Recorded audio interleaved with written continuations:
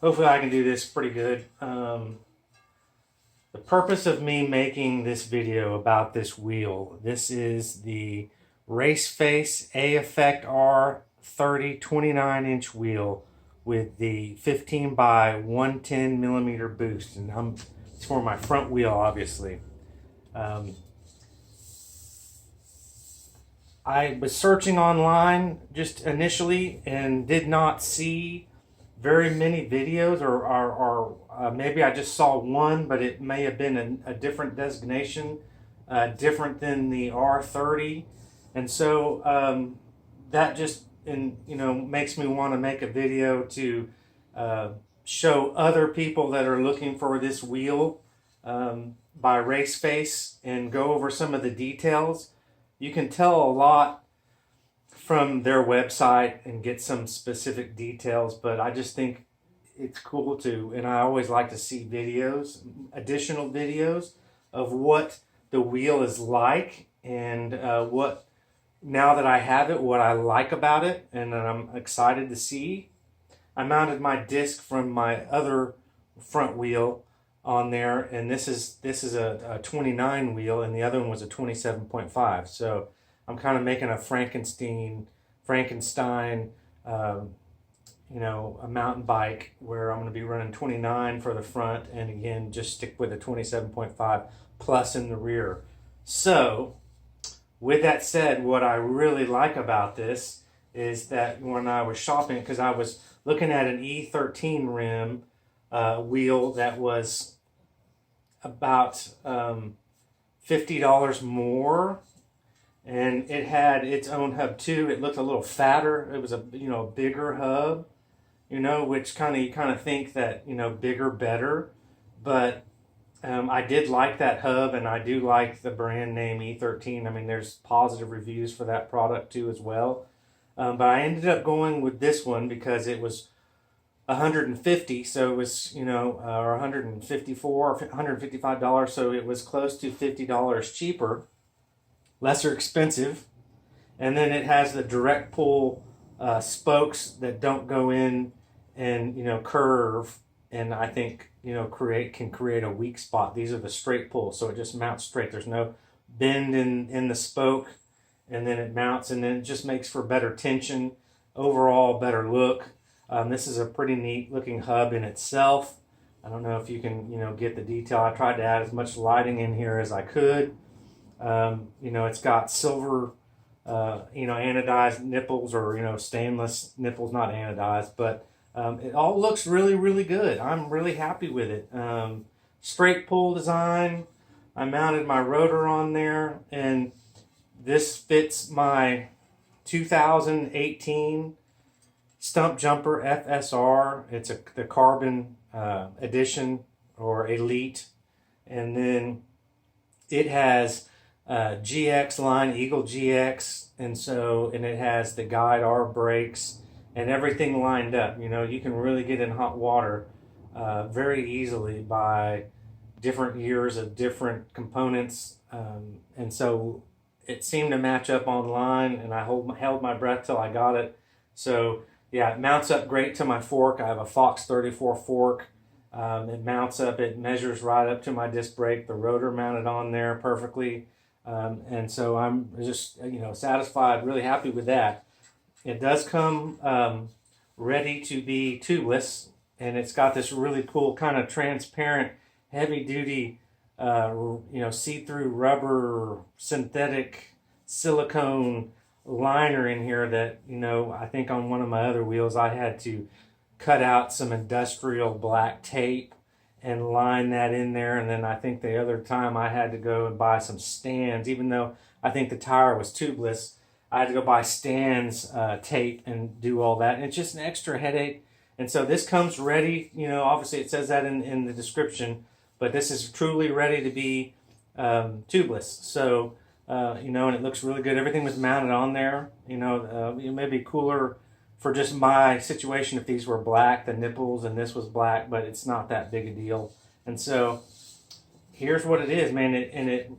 It seems through the bearings. I've gotten expensive wheels before, not $2,000 wheels, but I've bought $700 wheel sets, and you know, and when I spun them, they didn't spin very well. There was a lot, they weren't adjusted correctly. I mean, this was probably like 10, 15 years ago. They were Mavic wheels, really badass wheels, but they didn't spin really, really well. But you can tell, and I had to adjust them and release the tension on them with different technique, where, you know, that was pretty unfortunate that that happened. And then, you know, you can tell just by a little spin that these feel really, really good in the bearings.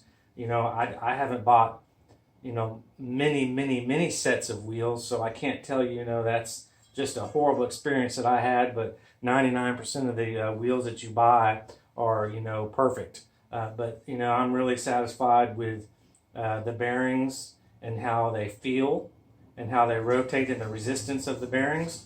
So again, really cool, and I'm just going to show you real quick. All right, well, here's the wheel that I'm coming from. It's a full carbon wheel. It's from the Specialized Roval line. I don't think it's their highest in wheels, you know, but more of their generic line of the carbon that came to me equipped on the bike. The reason why I'm going from carbon down to aluminum is basically just to save money. I'm just on a budget, just trying this version of going to a 29 front wheel to see if I like it. And so I didn't want to go full bore and spend, you know, $300, $400 on one wheel. So that's the reason why I went to aluminum. And aluminum has its promise in different aspects, you know, to carbon. Some people will not ride carbon, they only ride aluminum. So I always will have this rim to, you know, wheel to back up this, you know, go back to 27.5 or the plus wheel, a 650B. So, you know, this was a great wheel. This particular one was tubeless ready with a pre-liner in there, but it came with tubes, and the tubes were, I mean, pretty heavy, probably, you know, 3 pounds per the 2 tubes. So that's a lot to add to the weight of the bike, you know, as we're trying to get weight down. But yeah, so that's the wheel that I have, and it's got the bend, you know, the spokes that turn at the end. I just can't remember, you know, the J spoke or whatever they call that, you know, and it just doesn't look as fine, you know, it just looks old school, you know, a kid's bike, you know, and where the straight pull, in my opinion, just look a little bit more professional, a little more precision made. But yeah, they've worked out for me. I've had these wheels for two years.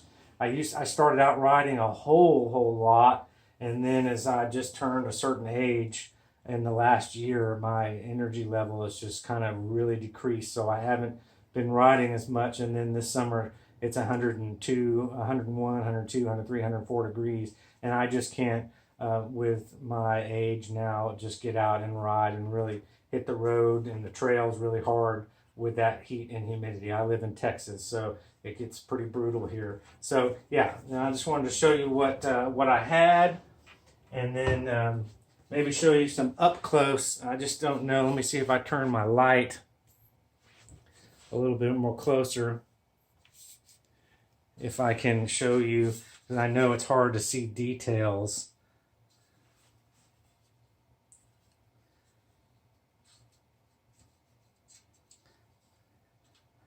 I mean, there's the name, and hopefully you can see some details, and there's the straight pull aspect, and then the lettering that is, you know, non-intrusive lettering on the wheel. It's kind of the same color as the wheel, but a little bit shinier, polished, more of a shiny finish. I just want to say that, more of a shiny finish, and then hopefully maybe you can see what I'm talking about by this rubbery silicone, heavy-duty inner, really soft seal. Smooth. It's not soft, but smooth is what I'm trying to say. So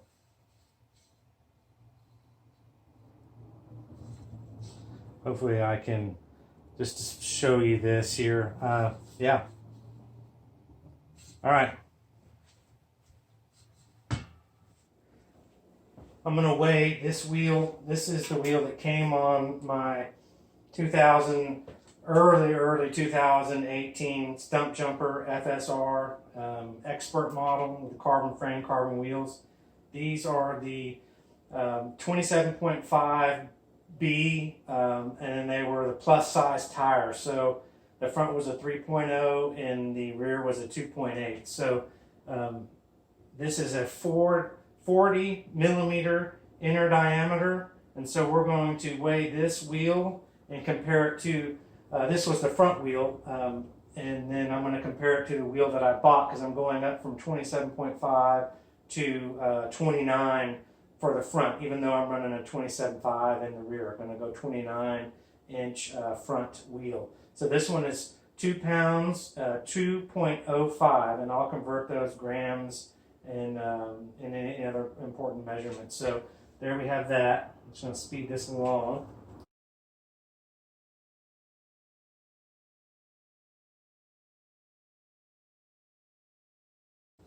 You know, weight is important when it comes to, you know, pedaling power, and, you know, even in a car, you know, racing your car around and getting lightweight wheels. So this is just something I want to do, and I was going to do it anyway, so I'm just going to make a video. I did already weigh this, and I did mount this, and I Loctited the screw, the little screws in there. So this is mounted, so it's going to weigh a little bit more, but I know the weight of it without that rotor. So we're just going to weigh this for the video purpose.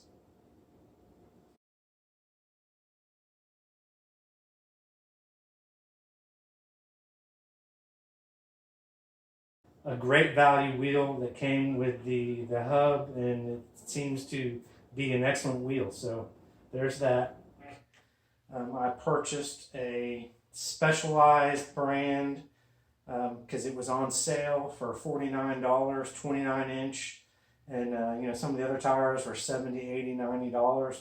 So this is a good tread that's going to roll well on hard surfaces. As I just can tell, you're probably not going to be able to see that on camera. Let me turn some more lights on. Yeah, good tread pattern, close together, center of the tire, going to help that to roll. I got everything mounted up. I got the slime, or not slime, but my sealant in here, stand sealant. I don't know where slime came from, but yeah, stand sealant in there. And it's all put together. So I'm going to weigh this wheel combination now, and see how much this weighs. I'm going to use my little rubber band. Hopefully it doesn't break, because it's probably a little heavier than just the wheel. Let me turn this on. It's coming out to 4 pounds, 4.20 pounds. So there you go. That's the weight of this setup. Yeah. So, and then I also just want to share with you, because I think it's important. It's important to me that this came in, which is really cool. It came in its own specially prepared box from Race Face, apparently. That's their box, and so you know, it's a nice box. So, you know, it didn't come crunched up at all.